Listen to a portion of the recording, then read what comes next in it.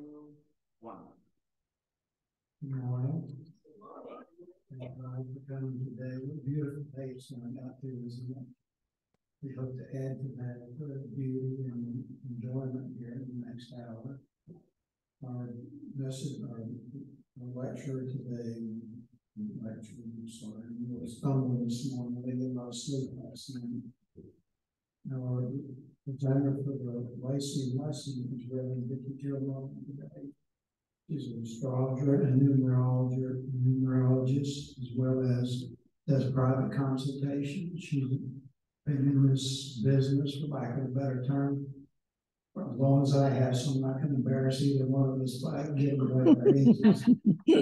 But she's very loving, very caring, very well educated in what she says, as well as with a lot of experience, and delivers a lot of hope and kindness. When you came in, she presented, she has some gifts back there for everybody that came, as well as some information about some of her upcoming activities. And since you came to hear her and not me, I'll now turn it over to Reverend Dikki-Jo Mullen. Thank you, Reverend Adkins, for the nice invitation. And everybody, it's so great to be here in this beautiful spiritual place on Sunday morning. We're all thinking about the new year yet.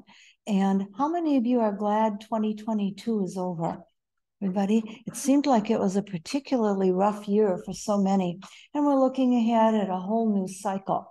And I thought a good way to begin the program today would be to think about Chinese New Year. Every 12 years, a circle of animals repeats in the Chinese zodiac. And it's a different calendar than our familiar zodiac calendar. It might be older. There's some debate over that. And it's certainly used by more people in the world. And the secret to it is it doesn't tell you what's going to happen, but rather how to improve things. The Chinese calendar is all about good luck omens. And as you came in, everybody got a piece of paper with a symbol on it. That's called joss, or luck paper. And what you can do is to write a wish on the back of it, or you can burn it. Sometimes people burn it as an offering to the other side. And also there was some red lucky money envelopes, and even amounts of money or candy or treats are put in. Each of you have 2 treats rather than money. Maybe that's even better. To enjoy sometime as you invoke the year of the rabbit, which is the new Chinese New Year. Last year was a very, very rough year. It was the year of the tiger, and tiger years have been particularly violent in the world. Chinese New Year is the second new moon after the winter solstice, so it's just starting on January the 22nd. Just a week old or so. And so we'll have to give it a chance to get more peaceful than it has been so far. If you look at page 2 of your little study guide or handout, you'll see that I have some feng shui guidelines for you to use to make this a good year. And throughout the Orient, the gentle rabbit is a very welcome message bearer. This is supposed to be a comparatively placid and peaceful year following that feisty year of 2022. And in Japan, it sometimes is attributed to a house cat too. And whether it's a bunny or a kitten, creative urges, logical problem solving, a kindly demeanor, clear-cut goals, life getting more mild or sober and orderly is the influence of the rabbit. I'm sort of interpreting this, looking at both the Western and the Eastern zodiacs, as people wanting to be more peaceful. We're all fed up with the various problems and desiring to just get along and be more peaceful. And whether that will totally work or not might be a moot point, but I think the rabbit's trying to help us. If you have anything you have to do, like a letter to mail, someone you have to call up to tell off, whatever you want to do, 5 a.m. to 7 a.m. in the morning are the lucky hours. The luckiest season is springtime, particularly late March. So if you want to, I have a lot of people among my clients who aren't happy with where they're living and they want to either move or buy a house. If you're thinking of something like that, late March would be a lucky season. Animal symbols, rabbits, of course, and then squirrels and chipmunks. Your lucky direction to move is east. If any of you have friends that have an Oriental background, they'll often say the aunties and grandmothers will only move things a certain direction in the house, certain years. This year it's east. So if you want to rearrange your furniture, move it toward the east side. If you want to put in an aquarium, which is fortunate, or pictures of different lucky things like beautiful growing trees or flowers, the east side of the house will raise the energy around you. And then the metal is going to be an alloy. It's bronze. Fortunate color for the year is gray. You can use these for symbols, candles, different things, food, seaweed, and fish. Those of us who are vegetarians will have a problem. Some sea salt, maybe I would maybe include that, because just the thought of eating fish turns me to ice, and that's not even a hamburger or some other horrible thing. But at any rate, the tree is the poplar tree. Fragrance is shalimar, and a flavor is a tangy flavor, and so forth. But if you can include piano music, things in multiples of 4, like groupings of 4 pictures, maybe 4 crystals. The Western zodiac sign correlation is Pisces influences, but this is a way to maybe get the year off to a good start. If you look at the first page of your handout again, at the top paragraph, you'll see I have 2 plus 0 plus 2 plus 3 equals 7. And that's not just because I'm a frustrated elementary school teacher, but it's to show you that this is a 7 year, because people will say to me, well, how did you get 7 out of that? So I thought I'd tell you. Each year has a number vibration, and all of the numbers in the world can be reduced to one of the 9 digits from 1 through 9 if you keep adding them enough. And the different double and triple numbers do have other meanings, but this is a very unique year in that it's a 7. Think about 7 days of the week, the musical notes in the scale, the colors of the chakras, the 7 archangels. It goes on and on and on. That 7 is a gateway to higher consciousness. So everybody who's studying metaphysical work or just visiting here to find out a little more about it, this is a year when you'll be able to see unexpected and fated things happening. Undercurrents and hidden depths and truths are in evidence. The number 7 is mystical. So there is a unique otherworldly quality helping us. Your spirit guides, different entities that are with us, you'll hear them. Earlier this morning, I was here in the temple a little bit early when everybody was out opening things up, and I heard distinct knockings on the door that leads to the seance room. It was very, very audible, very loud. I wish someone else would have heard it, but definitely the other side was even closer than it usually might be, in this lovely place where there's a vortex of energy. How many of you have heard of retrograde Mercury or other retrograde planets? Most of you have. We started the year off with retrograde Mercury, retrograde Mars, retrograde Uranus. Last year, there were even more retrograde planets. Everything was very frustrated and slow. Well, you don't have that excuse anymore, everybody. Everything is direct. Until we have another retrograde Mercury. I have the retrograde Mercury dates listed on the second paragraph down on your handout.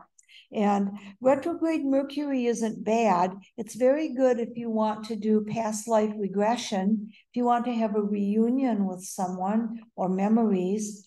It's good for traveling back to somewhere you've been before. And so there are positive things you can do. Retrograde Mercury seems to be one of the things that kind of scares people. And I don't like that happening.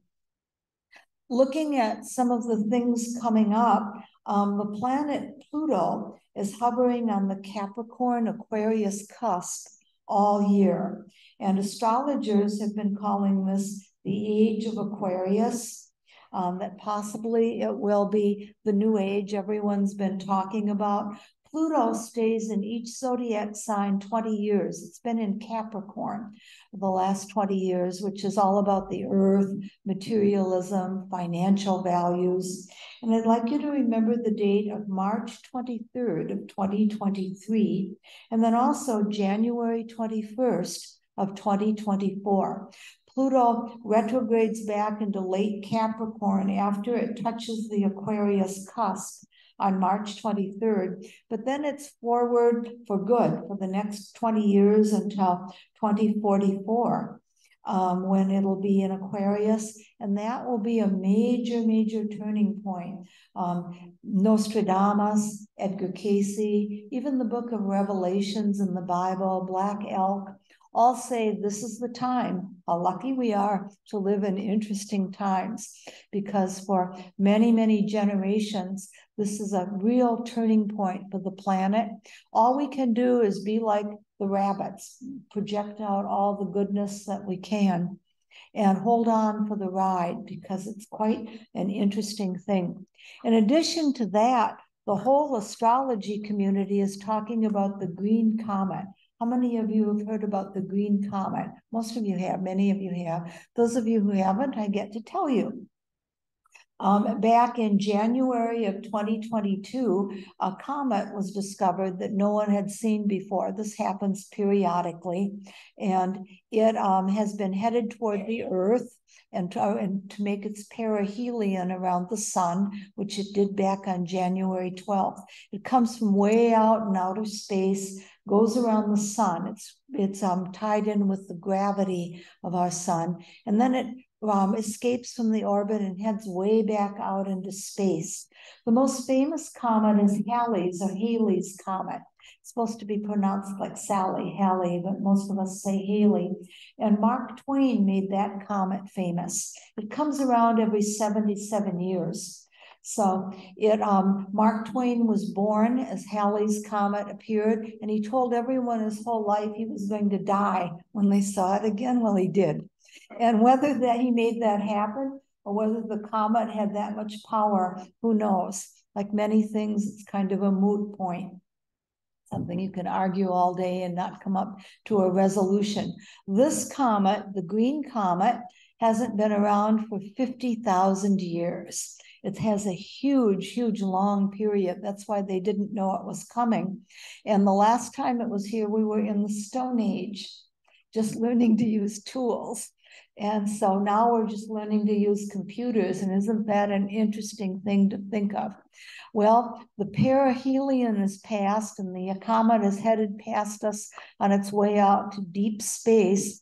And February 1st to 2nd is the time when it'll be closest to us.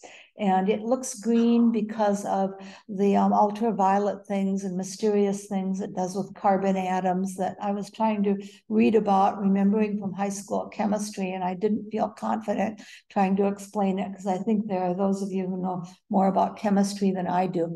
But it's from the sun that's making it look green. It's really ancient pieces of stone and crystals from the beginning of the universe that's coming right by us. And we can probably see it if the sky cooperates and is clear. So we could start to see it tonight, actually. And the thing you have to do is get to be 10 miles away from a large source of light. Now, I live right on Gore Street in downtown Orlando. So it's going to be, I don't know, I'm tempted to drive way out. If you have a boat and can go way out to sea, that would be great. In this area, I think you might have better luck getting to a darker sky if you can get away from the land. And you want to look up and find Ursa Minor, which is the Little Dipper, if you can find that. And then also Sky and Telescope magazine has a free website. And I think NASA has a free website where you can look to get easier directions to find it. I want to say look northeast after the sun is set but the moon will be rising. We have a full moon coming up, and the moonlight could possibly drown out the light of the star. It'll look like a fuzzy green ball. If you have some binoculars, that would be great, or even just an inexpensive telescope. If not, they have some wonderful photographs of it that NASA's put up already. I might put something up on my Facebook page, but I hate to do that because I want to see it myself. But if you want to see it, it would be very good for meditation and spiritual work, because the green comet is very much an omen. Throughout history, not just Halley's Comet, but others have had a lot of impact. Like Shakespeare wrote, let's see, when beggars die, no comets are seen, but the heavens themselves blaze forth the death of princes. And then Beatrice in As You Like It says that she was born under the dancing star, which Shakespearean scholars say was really a comet. And then there are other different things about major government changes and things in the world going way back to the ancient Greeks about comets bringing messages from deep space or the heavens, whatever is out there running the universe, toward us. So something's going on with this one, I think, is, kind of one point to make it. Those of you who would like to put it in your astrology charts, you draw a circle with 5 lines. I'll try to do it like this, and 5 lines going up like that. And then put it at about 11 degrees of Aquarius, if you know your birth chart, and see what it might be hitting and what might be affecting. Because I think we could feel this, particularly since we're here paying attention to it in our own horoscopes. If you don't know where your 11th degree of Aquarius is, don't panic, because I have done a guide for you, and we'll tell you where for each of the 12 birth signs you can feel it. The sun sign predictions that you see in the astrology magazines and newspaper and so forth, they're the tip of the iceberg. They just use a tiny part of the birth chart, and some purists say not to use them, but I make my living, such as it is, by writing a lot of them. And so I do believe in them, and I'll give you a chance to decide whether you believe in them or not. Do we have any Aries people here today? Aries, oh, there's Darlene back there. I should have known she's an Aries. The 11th house of your birth chart, the comet is hitting. That's your circle of friends and your long-term hopes and wishes. Do we have any Tauruses here today? Taurus says it's your 10th house. You're on the cusp. Well, is your career going crazy? Things going on at work? Okay, well, watch it, because if you're a Taurus, it'll be your 10th house, which is your career at work, the people you deal with, some different changes there. Don't think of this as bad. Geminis today? Oh, the Geminis. The 9th house, and that's higher learning, higher education, foreign travel, and maybe advanced academic studies. Any other Cancers here? Oh, I'm the only Cancer here. Oh, there's some other Cancers there. Cancers, it's the 8th house for us. That's invested or inherited money, and also the spirit world, the gateway to the afterlife, loved ones who are no longer with us. Leos, there's one back there for sure. Leos, it's the 7th house. It's relationships, business, and personal. Any Virgos here? Well, you'll love this. You Virgos are all about health. It's hitting your 6th house of health. So you'll be interested in alternative health and healing. Heaven forbid I'd tell any Virgo they're going to get sick. That would be the ultimate in cruelty, because that's all you Virgos think about. Libra, I think our pastor there is a Libra. Other Libras? For you Libras, it's the 5th house. That's creativity, younger people, pleasure, recreation, enjoyment of life. Any Scorpios here? You usually won't tell anyone. Yeah, there's our lovely musicians. Oh, you Scorpios are all admitting it. I'm surprised, because you're usually so sneaky. They go like this and won't let anyone know because they're Scorpios. You Scorpios, it's the 4th house, your heritage, home, family, and residence. You might redecorate, or you might go on Ancestry and find out some things about your relatives that are kind of interesting. Do we have any Sagittarians here? Sagittarians, it's your third house. It's communication with people, your neighbors, and transportation. Make sure your car or bicycle has enough air in the tires, that kind of thing, because it might need some attention. Do we have any Capricorns? Capricorns, it is the second house for you. Oh, this will upset you, Capricorns. It's your money, because you're into money and your earning powers and what to do with it in the face of the crazy things going on within the economy. Aquarians, it's your first house, your physical well-being and body. And Pisceans, it's the 12th house, and that has to do with the subconscious mind, charity, secret friends, and secret enemies. We'll say secret friends. Let's be a little more positive.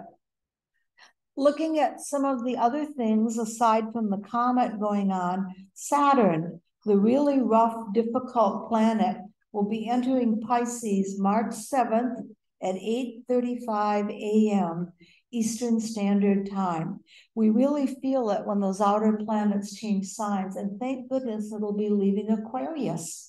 Saturn has been in Aquarius for over 2 years, and you Pisceans ask the Aquarians what to expect. It's been a very rough transit.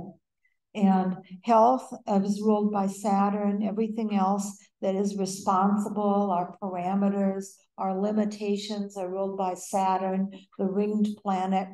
It helps us to learn. I don't want to make it sound all bad and make you Pisceans feel like you want to hide under a mushroom or something for the next 2 years. But the transit in Pisces, we'll feel a difference. And I think that it might be more mild and more kind in Pisces than it's been in Aquarius, because a lot of Aquarians have had some real challenges while it's been there. So hang on, you Aquarians, just a few more days and everything will be great. And March 23rd at 8:13 in the morning is when Pluto makes its passage into Aquarius. So if you want to remember those exact times, you can see just how much we really do respond to the environment around us. When I teach astrology, I always tell everybody to go downtown in Orlando on the night of the full moon and get back with me in the morning, because we can see everything going crazy. I'm looking for my chart of the next full moon. I think Templeton the cat hit it. He probably did when I was leaving the house, because he never wants to go in the car, but he always has a holy fit. Here it is. He did. I'll take all that back that I said about you, poor Templeton. February the 5th is the next full moon. It's going to be the only full moon in Leo all year, and it represents good times, parties, everything larger than life, very dramatic. If you want to see astrology in action, well, maybe here in downtown Casadega, they have some good parties at the hotel. Maybe DeLand too. I always make everyone go down on Orange Avenue in Orlando though, because that's where it really is loony. I have some clients who work at the emergency room at the hospital and also in law enforcement. And they always say, whenever it's a weekend night on a full moon, that's one of their big times. Everyone's coming in. So you want to see the full moon in action, that will do it. For the rest of us on the full moon that already believe in astrology, February 5th will be the storm moon. Each of the moons relates to another calendar and has several names. The storm moon is all about winter weather and Groundhog's Day. It kind of ties in with it. The comet is going by on Groundhog's Day, and also the old festival of Candlemas. And all of that is tying in with the applying or moving in waxing moon. So we've got kind of an exciting week. I think that the bulk of our winter here will be over once the full moon portal has passed. The 3 days after the full moon are still considered part of the lunar phase or portal. So it's really February 8th before it starts to calm down. But I think that, the fluctuating extremes of, to us, really extremely cold weather will be fortunately over. The full moon has a Mercury-Pluto conjunction, and that's going to be at about 22 to 28 Capricorn. That is extremely interesting for studying what's going on with business and the economy. I have no earth in my horoscope, and I always shudder when clients ask me about their money because I don't know anything about it, but I do look at the right indicators and try. Those of you who are financial astrologers, pay attention to where the Mercury-Pluto conjunction is affecting your own chart or your clients, but there'll be a lot of interest in that coming up. We have also a Venus-Neptune conjunction. The orb is a little wide, but it's within just about orb, and it's applying. So those of you who know astrology know that strengthens it a little. Venus and Neptune conjoining in Pisces is lovely. That's artistic. It is very spiritual and very charitable. Lots of goodwill and kindness. Remember, the rabbit has a Pisces kind of a mood around it. So we'll be seeing some of the good things about the Chinese year of the rabbit. Jupiter, the largest planet out there in our solar system, is in Aries right now. And I put the date down when it changes signs, I think on the notes I made for you. Yeah, it'll enter Taurus on May 16th of 2023. The RCA company years ago did a study of how the planet Jupiter affected radio and television waves long ago, before there were all these satellites orbiting the Earth and meddling with things, and found that Jupiter has a very strong effect, magnetic effect that they could really measure on the planet. And Jupiter in Aries is going to make everybody feel like the spirit of the pioneer.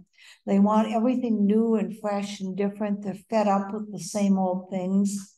And it's good for you who are Aries, Leo, and Sagittarius. So party on and have a good time until May, when Jupiter goes into Taurus. And then Jupiter will be in Taurus the rest of the year. That will be very good for gardening, growing your own victory garden, it was called during World War II. Now they're calling it home gardens, community gardens, growing some of your own fruits and vegetables, connecting with the spirit of Gaia, the earth, crystals.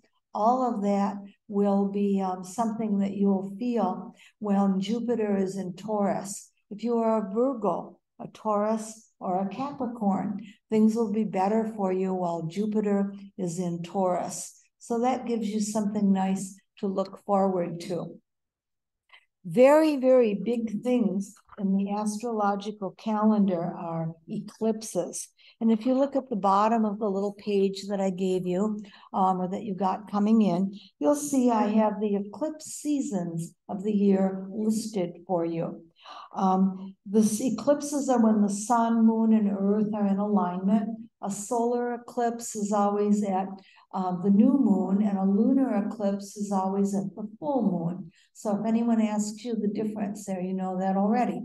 And they're both equally strong. Some are stronger than others, depending on how close the alignment is and whether they're near the north or the south node.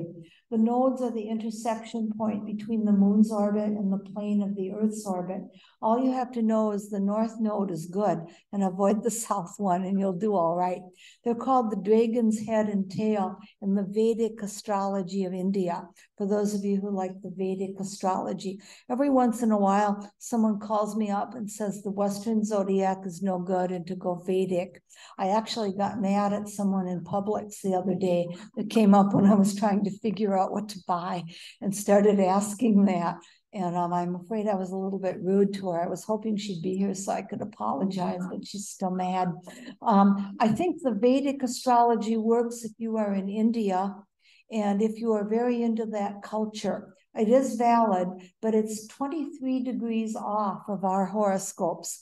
And if people who say that astrology doesn't work are arguing that argument, I say, look at the agricultural year. When is the first day of spring? It's always with the first day of Aries. But you can't tell anyone anything. Better just to talk about something more bland, like what plants to put in your garden or something like that, because it can just go on and on and on. astrology is filled with debate. If you really want to get involved in something political, just go to one of the national astrology conventions. It's really wild. I haven't been to one in over 10 years. I'm afraid to go, but there's always something interesting. It is worth going. Anyway, to go on and on about eclipses. On the day of an eclipse, try not to do anything major, like sign a major contract. The light is blocked. And also not to have anything going on with your health. If you have some major surgery or something going on, and this is just a suggestion because it's illegal for me to give any health advice, being that I know nothing about that, less than that even about money probably. But anyway, the eclipse on April 20th is going to be right in Aries, and it will affect people within a birthday of 3 days of an eclipse. You have a big year coming up. Don't think of it as bad, but you could change your job. You could move, do something really different. You could also, if you have a birthday in the 2-week period between the two eclipses, April 20th to May 5th, and then October 14th to October 28th. Those are very major times. So prepare for an exciting year. If you have a birthday near then or know anyone who does. The eclipse on May 5th is a lunar eclipse. It's in Scorpio, and that can have a lot to do with afterlife, communicating with the spirit world, mysteries of any type. It's so interesting the way astrology affects things in the world. If you've heard about this absolutely horrible videotape that's the police in, I think it was Memphis, killing the young man. It was the Scorpio unit that they've disbanded it, but it was called the Scorpio unit of the police. And look at the May 5th eclipse. We feel it before it comes in. It may be that long before the demonstrations and things cease, if then, going on about this travesty. And that's a south node eclipse, which is one of the bad ones. The north node eclipse is the more positive one. October 14th, we have a partial solar eclipse in Libra. That'll affect the arts, law, justice, marriage, and partnership mores. The October 28th eclipse is another partial lunar, and that's in Taurus. That'll be affecting the economy. And also it will be affecting the music world. Taurus has a lot to do with music, and the earth, the land. There might be some seismic activity, like some sort of an earthquake around that time period too. Major seismic activity, earthquakes and so forth, can tie in with eclipse patterns too. And I try not to ever fly, not to be in the air near an eclipse if at all possible. But if you do have to fly, astrology is not scare tactics. It's just an information source. Take a shell with you. Seashells are very fortunate. Pilgrims, back when they were going from the western part of Europe all the way to Jerusalem on pilgrimages, the shell was their symbol, their lucky symbol. And in my workshop that I have this afternoon, all about energy clearing and everything, starts at 2 o'clock. I have a blessed seashell for everybody with one of the runes on it, which is something that is very, very lucky to have with you. If you had even just a plain seashell. And also burning a blue candle the night before you leave on a trip. Everyone I know, knock on wood, that's done that has gotten back safely. So if you do have to travel during the eclipse period, you can have those 2 little tips to take with you that will work well. We have Saturn and Neptune both in Pisces this year. The water, mysticism, welfare of the disadvantaged, as well as the uses of chemicals and medicines are going to be very significant with those 2 planets together. They don't come together very often. Saturn-Neptune conjunction is one of the rarer ones. And as it is occurring throughout the year and into actually 2024, we'll be feeling that. Pluto was the mythological god of the underworld, and Pluto changing signs is all about rebirth and renewal. When Pluto changes signs, that 20-year cycle has a lot to do with, major turning points in the world. And this being in Aquarius, everyone talking about the age of Aquarius, and the green comet just seemed to be extremely, extremely significant. And let me see, let me look at my notes here. Doing public speaking, I always have a terror of looking at all of you and going blank, and not knowing what to say. And I have 2 planets in Gemini, Venus and Jupiter, which means that probably won't happen. I can always think of something to say, but you never know. How many of you know your Chinese signs, whether you're a rat, snake, whatever? I have a chart here that I can let you look at afterward if you don't know it. It's also on the internet. Let's go through the Chinese signs and let you know whether the rabbit is going to be good for you or not. Oh, my sheet just fell down with all. Would you like to grab it and pass it around? One of you? Susie. Should I? Yeah, pass it and look at everyone who doesn't know your Chinese sign. That'll tell you, so that you know if you're going to have a good or bad year. Now, remember, if you are a January Capricorn, or if you were born before the new moon in Aquarius, you might be the year before. But for the rest of us, you can trust that. Remember, their zodiac is a little bit different. Any of you rats that are here, be wary. You might be outwitted by a tricky character this year. A good business opportunity is good to look at. And be subtle. Keep a low profile.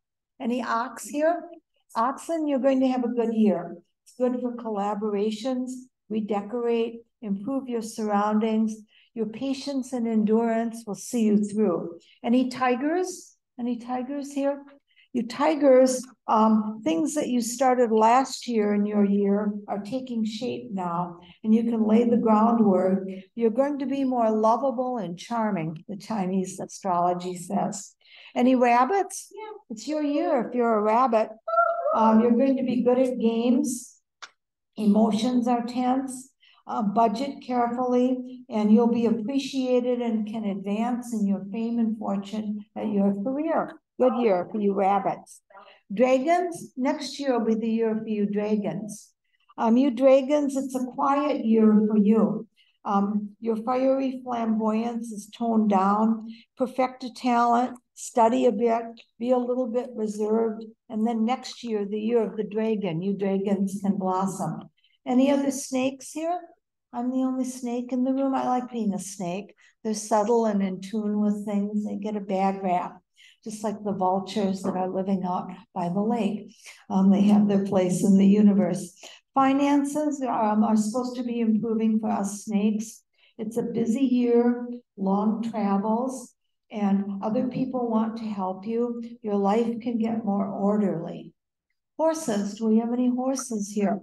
You horses, it's a calmer time. Keep a sense of humor, lighten up a bit. You're a little bit bored, and try some adventure if things seems blasé. Any sheep or goat, they're known as both, either the sheep or the goat, just like the rabbit or the cat. There's one. If you're a sheep, goat, fun social connections, invitations, get involved with volunteer work. I think that our pastor and associate pastor would like to hear that in the back. Excellent reputation and references carry you ahead. Monkeys, any monkeys here?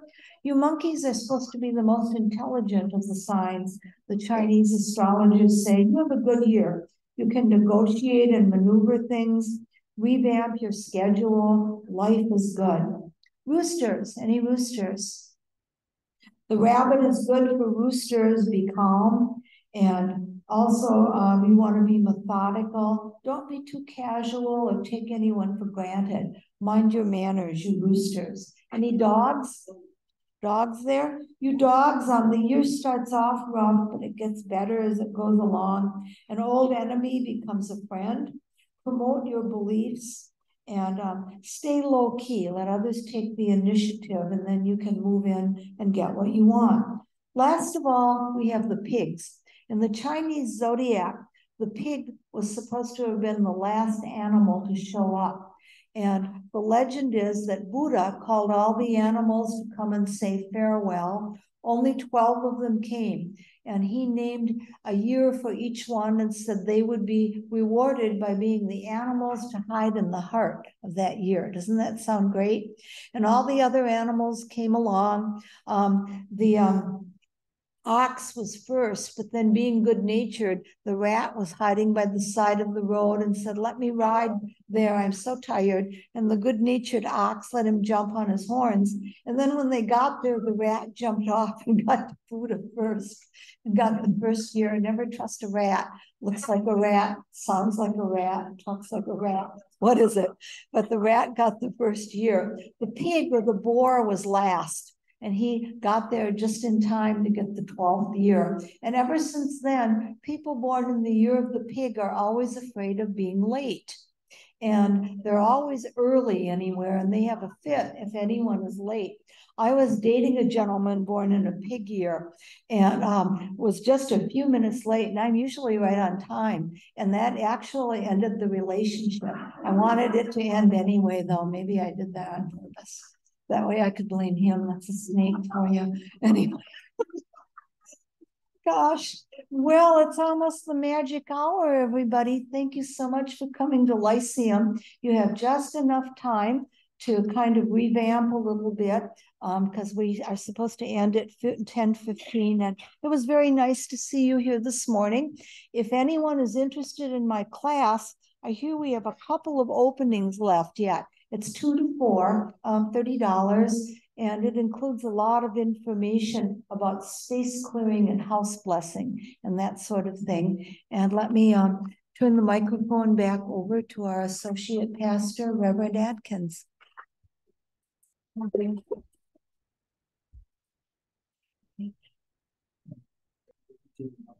Information, very interesting look at. It's not funny, and I let you